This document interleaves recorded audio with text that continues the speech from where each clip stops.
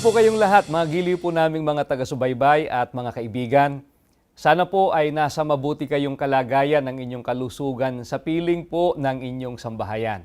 Salamat po at nakasama namin kayo dito po sa Reconnect, an Evangelical Mission ng Iglesia ni Cristo. Inaanyayahan po namin kayo na samahan po ninyo kami sa kabuuan ng gagawin po naming pagtalakay. Mga kaibigan, sa kasalukuyang panahon ay laganap po ang panganib sa buhay ng tao. Iba't iba po ang maaaring pagmulan ng panganib. Hindi lamang po ang terorismo o di kaya ay ang mga labanan o kalamidad at mga sakuna. Maging ang kinakain at iniinom po ng tao ay maaari rin pong puminsala at pumatay sa kanya. Kaya nga po, ito man ay panganib din. Subalit bukod sa mga ito ay may napakalaking panganib na hindi po alam at hindi namamalayan ng tao at baka nga po ni wala sa hinagap niya pero kapahamakan pala ang tiyak na idudulot nito. Alin po ito? Ito po ay ang maling paniniwala o isipan na taglay po ng maraming tao ngayon na hindi na raw kailangan sa kaligtasan ang pag-anib sa iglesia. Ay sino po ba ang nagtataguyod ng ganitong uri ng paniniwala? Babasahin po natin ang isang aklat na pinamagatang Ang Sagot, salin sa Filipino ng The Answer, 100 Questions Filipinos Ask, na isinulat ni Pat Robertson ng CBN International o mas kilala sa tawag na 700 Club. Ganito ang ating mababasa sa pahina 80. Kailangan ba akong sumapi sa iglesia para maligtas? Para maligtas, kailangang tanggapin si Jesus bilang Panginoon at tagapagligtas. Walang ibang paraan. Ang pagpasok sa iglesia ay hindi makapagliligtas. Mga kaibigan, kaninong paniniwala po itong ating binasa? Ito po ay paniniwala ng mga protestante na ayon po sa kanila, hindi na raw kailangang pumasok sa iglesia para magtamo ng kaligtasan ng tao, kundi tanggapin lamang daw ang Panginoong Hesukristo bilang Panginoon at tagapagligtas. Katulad po ng binanggit po namin kanina, ang isipan o paniniwalang ito ay isang napakalaking panganib at kapahamakan ang idudulot sa tao. Bakit po tayo nakatitiyak na kapahamakan ang idudulot ng ganitong paniniwala? Kapag ka po Biblia, mga kaibigan, ng ating pinagbatayan, ang iglesia nga ba'y kailangan para sa kapakanan ng kaligtasan ng tao? Pakinggan ninyo, ganito pong ating mababasa dito po sa Efeso, sa 3, sa talatang 6. At ito ang lihim, na ang mga hintil ay magkakaroon ng kanilang buong bahagi, kasama ng mga Hudyo sa lahat ng kayamanang mamanahin ng mga anak ng Diyos. Kapwa sila inanyayahan na umanib sa kanyang iglesia at ang lahat ng pangako ng Diyos na mga makapangyarihang pagpapala sa pamamagitan ni Kristo ay napaukol kapwa sa kanila nang tanggapin nila ang mabuting balita tungkol kay Kristo at ang kanyang ginawa para sa kanila. Mga kaibigan, ayon po kay Apostol Pablo, ano po ang kapalaran ng mga hintil at mga Hudyo ng kapwa na pabilang o umanib sa tunay na iglesia? Tiniyak po, makakabahagi sila ng buo sa kayamanang mamanahin ng mga anak ng Diyos at ang lahat ng pangako ng Panginoong Diyos na makapangyarihang pagpapala sa pamamagitan ng Panginoong Hesukristo ay nakaukol kapwa sa kanila. Isipin po ninyo ito, mga kaibigan. Kung hindi po kailangan ang tunay na iglesia sa kaligtasan, gaya po ng itinuturo ng ibang mangangaral protestante, bakit pa po sinabi ni Apostol Pablo na ang mga hintil at mga Hudyo na kapwa na pabilang o umanib sa iglesia ang may buong bahagi sa kayamanang mamanahin ng mga anak ng Diyos? Ano pa po ang nagpapatunay na kailangang ang tao'y mapabilang sa tunay na iglesia upang magtamo ng kaligtasan? Ganitong mababasa natin sa Efeso pa din, ganitong patuloy na pagtuturo ni Apostol Pablo sa 3 at 21.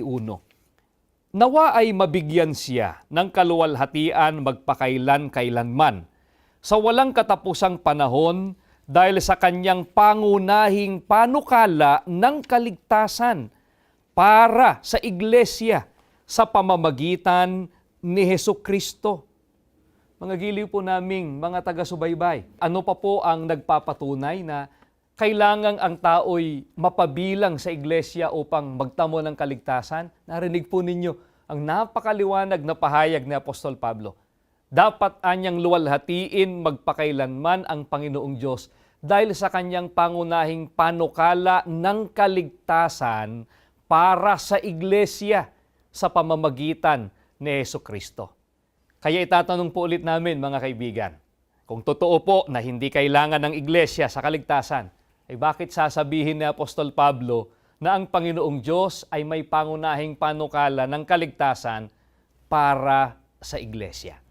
Paano po pinatunayan ng Panginoong Diyos na napakahalaga ng iglesia sa kaligtasan? Mga kaibigan, pakinggan po ninyo ang nakasulat dito po sa Aklat ng Mga Gawa.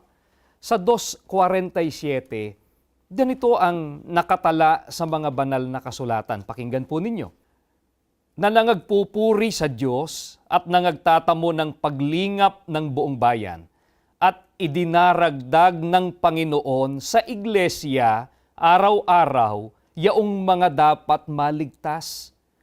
Papaano po pinatunayan ng Panginoong Diyos na napakahalaga ng iglesia sa kaligtasan? Ayon po sa mga talata ng Biblia na binasa po natin, idinaragdag ng Panginoong Diyos sa iglesia ang mga dapat na maligtas. Kaya hindi rin po totoong pareho lang ang nasa loob at ang nasa labas ng iglesia ni Kristo.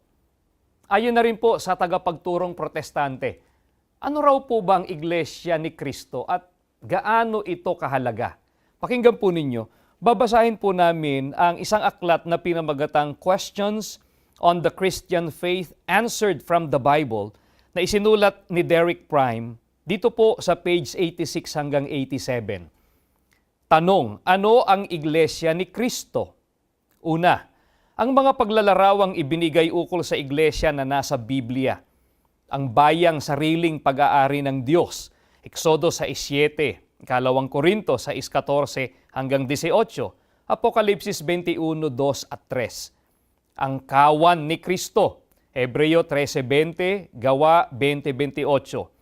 Ang katawan ni Kristo, 1 Korinto 12:14 hanggang 27, Efeso 1:23, 5:30, Kolosas 1:24.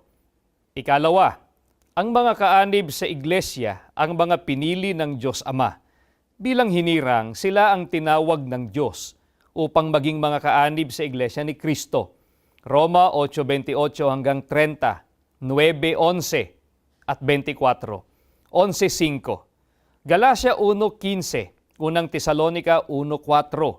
Ang iglesia ay binubuo ng mga tinawag ng Diyos mula sa kadiliman tungo sa kanyang kagilagilalas na kaliwanagan. Roma 1:5-6. Ikalawang Timoteo 1:9, unang Pedro 2:9. Ikatlo, ang mga kaanib sa iglesia ang mga nilinis sa kasalanan sa pamamagitan ng dugo ni Kristo. Ang iglesia ay binili ng dugo ni Kristo, Gawa 20:28, Efeso 5:25, Hebreo 9:12. Inibig ni Kristo ang iglesia at inihandog ang kanyang sarili para rito upang ito ay linisin at pakabanalin. Unang Korinto 6:11, Efeso 5:25 hanggang 27. Sa makatwid, ang iglesia ay binubuo ng mga dati ay hiwalay sa Diyos dahil sa kasalanan, subalit nailapit sa Kanya sa pamamagitan ng dugo ni Kristo. Efeso 2:11 hanggang 13. Ang mga kaanib sa iglesia ni Kristo ay hinirang upang sila ay maging banal at walang kapintasan sa harapan ng Diyos. Efeso 1:4. Maging katulad ng larawan ng anak ng Diyos, Roma 8:29, at malinis, Tito 2:14. Ang iglesia ay sa Diyos, Galacia 1:13, unang Timoteo 3:15. Mga kaibigan, ano raw po ang iglesia ni Kristo ayon po sa ibang tagapagturong protestante? Narinig po ninyo ang kanilang pahayag. Ang Iglesia ni Cristo ay bayan ng Diyos, kawan at katawan ng ating Panginoong Jesucristo. Ano pa po ang sabi nila? Ang mga kaanib sa Iglesia ang pinili, hinirang, tinawag ng Panginoong Diyos mula sa kadiliman patungo sa kaliwanagan. Ang sabi pa nila, ang mga kaanib sa Iglesia ay nilinis sa kasalanan sa pamamagitan ng dugo ng Panginoong Jesucristo. At ang Iglesia ang binili ng dugo ng ating Panginoong Jesucristo. At narinig din po ninyo ang kanilang banggit, ang Iglesia ang inibig ng Panginoong Jesucristo at pinaghandogan ng kanyang sarili upang maging malinis at banal. Idinagdag pa po ng mga tagapagturong protestante, ang Iglesia ni Cristo ay binubuo ng mga dati ay hiwalay sa Panginoong Diyos dahil sa kanilang kasalanan, subalit nailapit sa Kanya sa pamamagitan ng dugo ng Panginoong Jesucristo. At ang sabi pa nila, ang Iglesia ay sa Panginoong Diyos. Mga kaibigan, bakit po ang mga ipinahayag na ito ng tagapagturong protestante tungkol po sa kahalagahan ng Iglesia ni Cristo ay sinasang-ayunan po natin? Sapagkat ang mga sinabi po niyang ito, ang siya rin pong itinuturo ng mga banal na kasulatan. Sinuportahan po niya ng mga talata ng Biblia.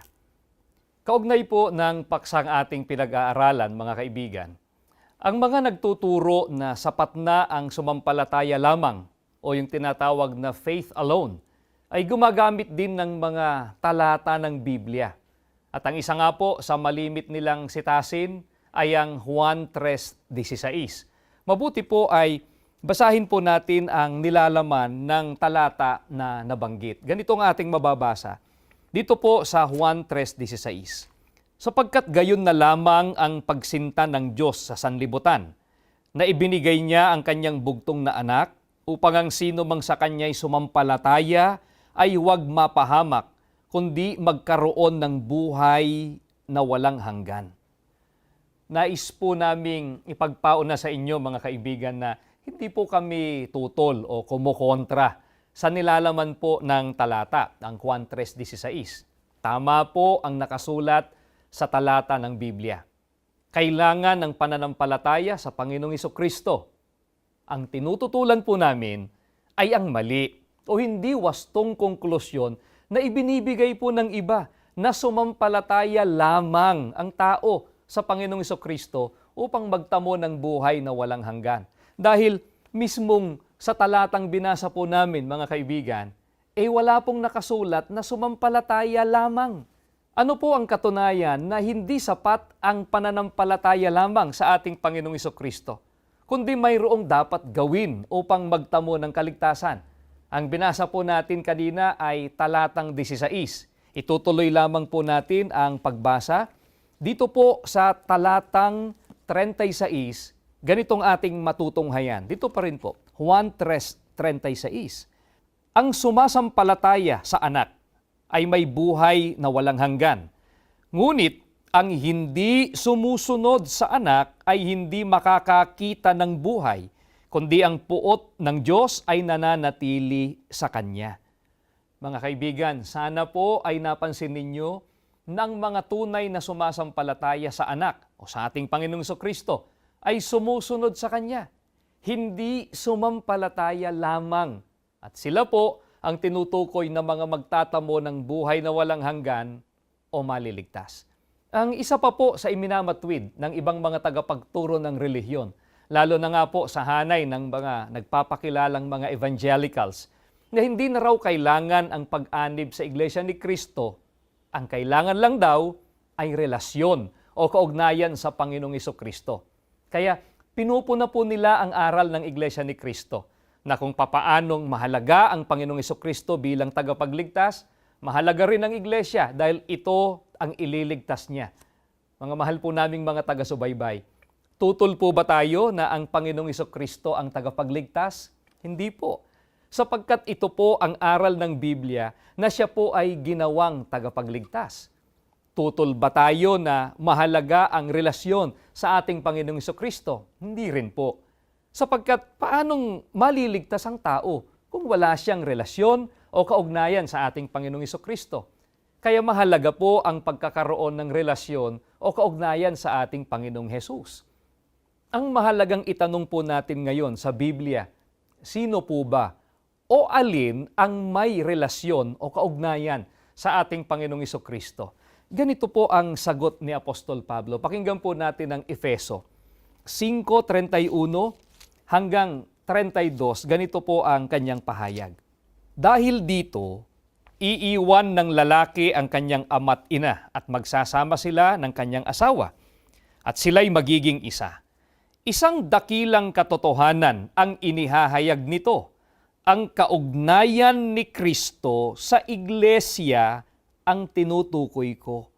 Mga kaibigan, napansin po ba ninyo kung papaanong may kaugnayan ang lalaki sa kanyang asawa? Gayon din naman po, ang ating Panginoong Kristo ay may kaugnayan o relasyon sa kanyang iglesia. Ito po, mga kaibigan, ang aral ng Biblia na binasa lang po namin sa inyo. Kaya huwag naman po sanang magdaramdam sa amin ang mga kinauukulan. Paano po kayo magkakaroon ng relasyon sa Panginoong Kristo kung tinutuligsa at kinakalaban naman po ninyo ang kahalagahan ng tunay na iglesia? Gayong ito po ang may relasyon o kaugnayan sa ating Panginoong Kristo. Ang Panginoong Hesus po ang ulo o pangulo ng iglesia at ang iglesia naman po ang kanyang katawan. Ganito pong mababasa natin dito pa rin po sa Efeso. Sa 5:23, ganitong pahayag ni Apostol Pablo, sapagkat ang lalaki ang ulo ng kanyang asawa, tulad ni Kristo na siyang ulo ng iglesia na kanyang katawan at siyang tagapagligtas nito. Mga kaibigan, kung papaanong hindi natin maiiwasang tanggapin ang Panginoong Kristo bilang tagapagligtas, hindi rin po natin dapat iwasang tanggapin ang iglesia sapagkat ito ang katawan ng ating Panginoong Kristo at ito po ang kanyang ililigtas. Mga mahal po naming mga kaibigan, patuloy namin kayong inaanyayahan na mag-subscribe sa aming official YouTube channel, Iglesia ni Cristo Evangelical Mission at INC TV YouTube channel. At kung mayroon po kayong katanungan o mga paksa na nais pong ipatalakay, ilagay lang po ninyo sa comment section. Patuloy namin kayong inaanyayahan na magsuri, makinig po sa mga aral ng Biblia na itinataguyod ng Iglesia ni Cristo na inyo pong mapapanood at mapapakinggan sa aming mga religious programs dito po sa INC TV maging sa INC Radio. Pagbigyan din po sana ninyo ang pagbabasa ng aming official magazine, ang Pasugo God's Message Magazine. At naway, paunlakan po ninyong patuloy ang pag-aanyaya ng aming mga kapatid sa pag-aaral ng mga salita ng Panginoong Diyos na aming sinasampalatayanan. Ito po isinasagawa sa mga tahanan ng aming mga kapatid o kaya po ay sa mga gusaling sambahan ng Iglesia ni Cristo na malapit po sa inyong lugar. Pagpalain nawa tayong lahat ng ating Panginoong Diyos.